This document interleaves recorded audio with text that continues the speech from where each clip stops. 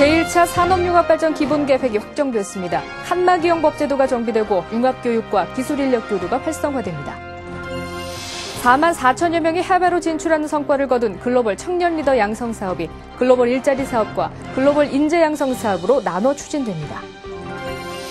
국내 체류 외국인 140만 시대, 국민의 다문화 포용성을 높이기 위한 다문화 인식 개선 종합 대책이 마련됐습니다.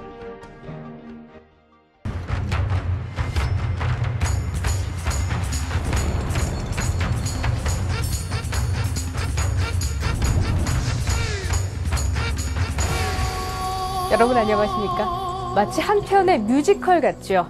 한물간 추억의 볼거리로만 치부되었던 서커스에 춤과 음악, 스토리를 입혀 태양의 서커스란 예술작품이 탄생했습니다. 서로 다른 요소가 만나 전혀 예상치 못한 걸작을 만들어낸 거죠.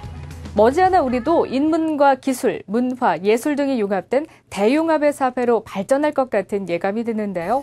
정부는 지난해 산업융합촉진법을 제정하는 등 대융합 시대에 대비한 제도적인 기반을 마련해왔지만 아직 보완해야 할 부분들이 많습니다.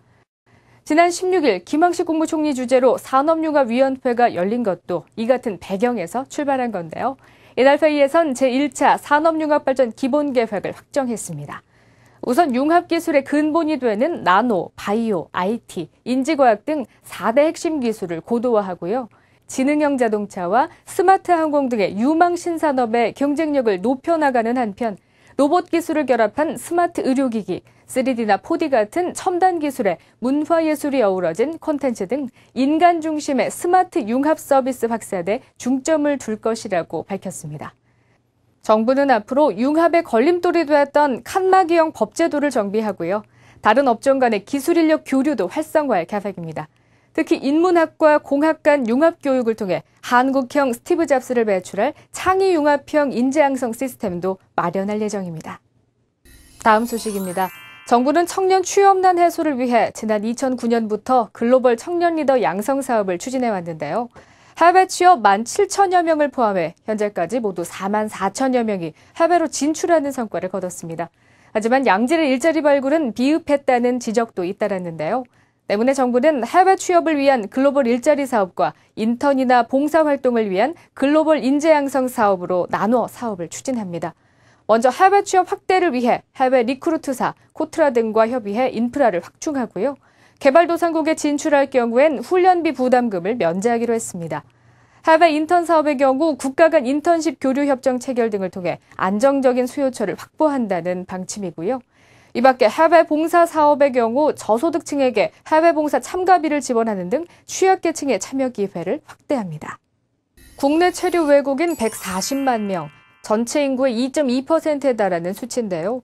외국인 노동자와 결혼 이민자 등으로 다문화 사회로의 진전이 빨라지고 있습니다. 그렇다면 우리의 다문화 인식은 어느 정도일까요? 문화공존에 대한 수용성을 조사한 결과 유럽 18개국은 74%가 찬성한 데 반해 우리는 36%에 그쳤습니다.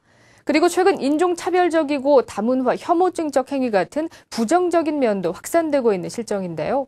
정부는 김황식 국무총리 주재로 열린 국가정책조정회의에서 외국인의 사회발전 기여를 지원하고 국민의 다문화 포용성을 높이기 위한 다문화 인식 개선 종합 대책을 마련했습니다.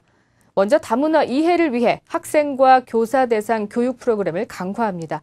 지금까지의 다문화 가족을 위한 한국 문화와 한국어 교육이 우리 문화에 대한 이해를 높이기 위한 것이었다면 앞으로는 다양한 문화와 언어를 배우며 공감하는 데 중점을 두고 있는 거죠. 다문화에 대한 이해를 높인 영화를 꼽자면 영화 완득이를 빼놓고 이야기할 수 없겠죠. 정부는 앞으로 뮤지컬, 연극, 영화, 드라마 등 다문화 이해 증진을 위한 콘텐츠 제작도 적극 지원해 나감과 동시에 출신 지역과 인종, 언어로 인한 각종 차별을 금지하는 다문화 차별금지법도 제정합니다.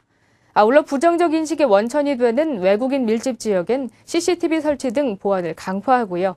올해 5월에 마련된 외국인 집중거주지 발전 계획에 따라 생활환경 개선도 지속적으로 추진합니다. 다문화는 다른 문화가 아닙니다. 바로 다양한 문화입니다. 여수 세계박람회가 막을 내렸지만 그 여우는 쉽사리 가시질 않네요. 특히 폐막식 날 여수엑스포의 철학과 비전을 담은 여수선언을 투벌루국의 총리가 낭독해 눈길을 끌었는데요. 투발루는 지구온난화로 2개의 섬이 이미 바다에 잠긴 데다 50년 후엔 전 국토가 사라질 위기에 처한 나라죠. 기후변화로 시작된 해양 환경의 변화, 이제 더 이상 남의 일이 아닙니다. 모쪼록 바다로부터의 녹색 성장이란 비전을 제시한 여수선언이 지구 공동체의 지속 가능한 발전에 작은 보탬이 되길 바라봅니다.